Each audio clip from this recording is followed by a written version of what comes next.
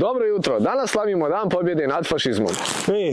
Znaš što je ovo? Smeće. Da li ste znali da je Hitlerova knjiga Mein Kampf dobila novu, unaprijeđenu verziju u vidu Ustava Bosne i Hercegovine? U ovoj knjizi, ako ste Rom ili Jevrej, nemate pravo biti predsjednik države.